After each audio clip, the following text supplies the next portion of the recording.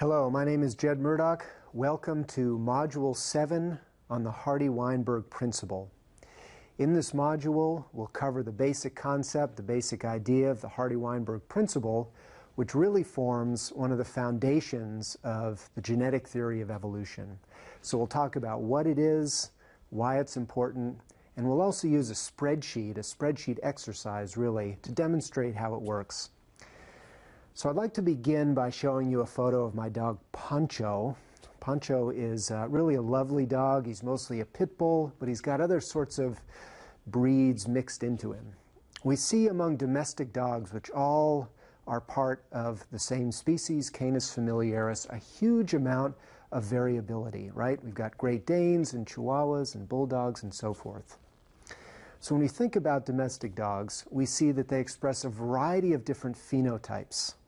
So they have a variety of different outward expressions of themselves. Those might be physical traits, they might be behavioral traits. So in the case of Pancho, his phenotype for coat color, we would say, is kind of an orange and a white color. And phenotypes are really a reflection of the genetic makeup. So there's a genetic foundation to what we see as a phenotype in a little dog like Pancho. His phenotype might also be a reflection of his environment. So the food he eats, or perhaps his exposure to sunlight, might also have an influence on that particular phenotype for coat color. And not surprisingly, we oftentimes see both genetic and environmental influences on phenotypes.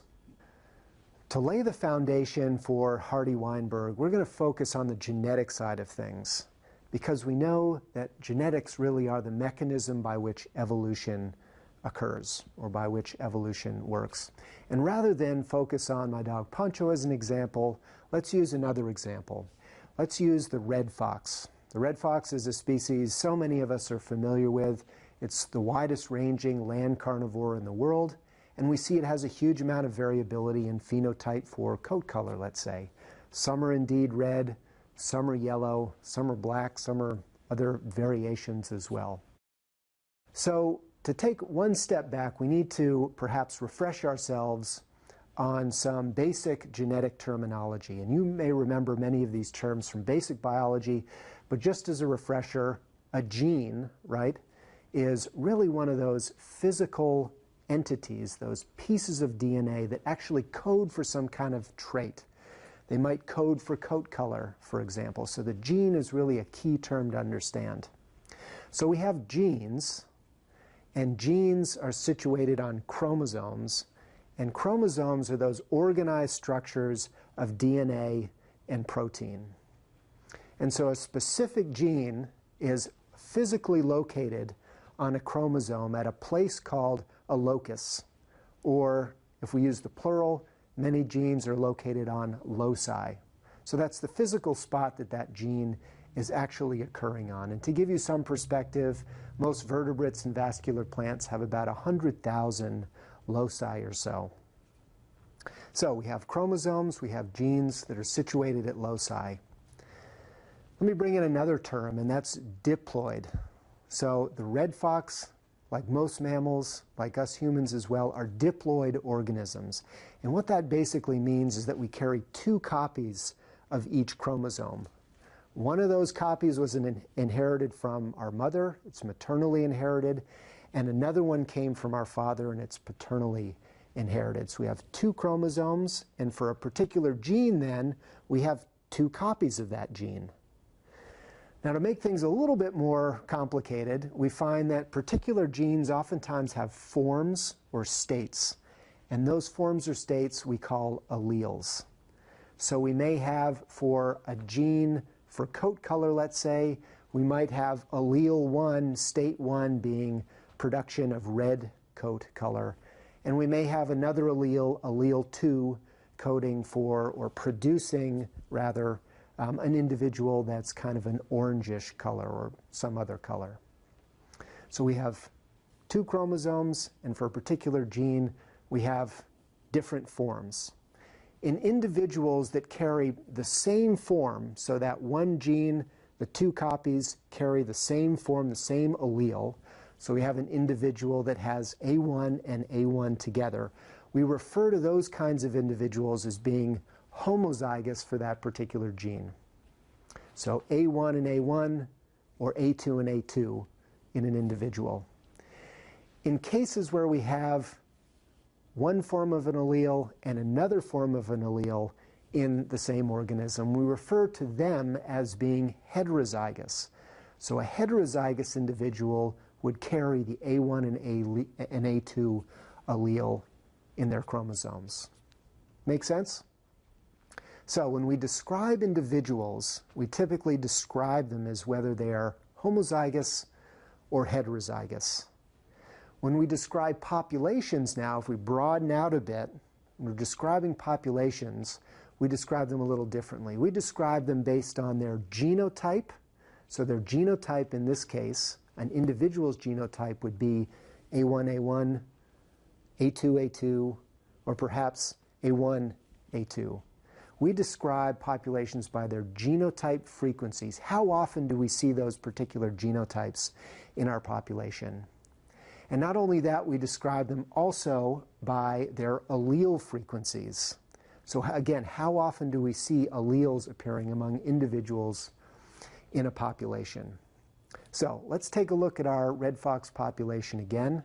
And what we'll do is go through and calculate allele frequencies and genotype frequencies, because we really need to understand how those come together in order to get a better background and foundation for Hardy-Weinberg. So we'll return back to Hardy-Weinberg and then move into this spreadsheet exercise.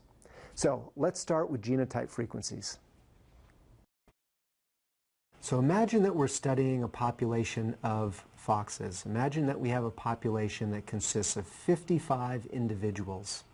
And let's say we were able to estimate the genotypes of those individuals. So let's say we have 8 individuals now that we know are the genotype A1A1. So 8 individuals, each one of them now has this particular genotype. And let's say we have 35 individuals now that are the genotype A1A2. And let's say out of the remaining individuals, we know that they are A2A2. The question is, what's the frequency of these genotypes in the population? So remember also that this form, the A1A1, where the two alleles are the same, is called homozygous. Where we have different alleles, we call this situation heterozygous. And again, this form here has 2 of the same alleles in each individual, and we call that homozygous as well. So how do we calculate frequencies now? It's a very easy calculation. So I've represented frequency here by the letter F, and we have, again, our 3 genotypes that are represented. Genotype 1, homozygous, genotype 2, which is heterozygous, and genotype 3, which is homozygous. We simply divide the number of individuals that are this genotype by the total number of individuals in our population. And we do the same for each one of our genotypes. And that should give us some new values here. What are those values? So the frequency of our first genotype, if I've done the math correctly here, is 0.146. The genotype of our heterozygous form, or those individuals rather, should be 0.636. And our final genotype should be 0.218. So these are the proportions of genotypes in our population, and they could be interpreted like percentages. So in this case, 15% of our individuals should be A1A1. 64% should be A1A2, and 22% now should be A2A2. Another point here to remember is that each one of these values altogether should sum to 1, which they should do here. If we don't sum to 1, then we've made a miscalculation somewhere along the way. Okay, so let's switch over to allele frequencies. That's frequencies of genotypes.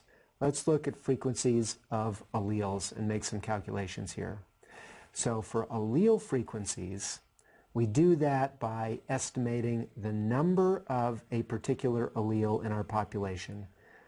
The number of a particular allele like A1 or perhaps A2. And we divide that then by the total number of alleles of any kind in our population. So the total number of alleles throughout our population. So what would that be? If we start with the denominator, what's the total number of alleles in our group of 55 foxes? You might say 55, but that's not correct. It's actually 2 times 55, because remember, each individual has 2 copies of the gene, so there are 2 alleles represented in each individual. So we multiply the number of individuals by 2, and that tells us there are 110 alleles of any kind in our population. So let's now move to the numerator. In order to estimate the frequency of the A1 allele, we would take the number of A1, the number of homozygotes that are A1 in our population, and multiply that by 2. Why 2? Again, because each individual fox here, each one that's A1, has 2 copies of that allele. So we multiply by 2. We then add to it the number of individuals now, the number that are heterozygotes, A1, A2, because each one of those individuals also has a copy of A1. And then we divide by our total, or the total number of all alleles in our population. So we have, if you recall, 8 individuals that are A1. Multiply by 2. Then we add 35 individuals, which, as you may recall, are the number of heterozygotes. So if we do that calculation, we then have 51 alleles that are A1 out of a total number of 110 alleles. And let's just put one more arrow up here to make things more complicated. Our final number then, our final frequency, should be 0.464. So that basically means that 46% of all the alleles in our population, our frequency of allele, of that particular allele, should be A1.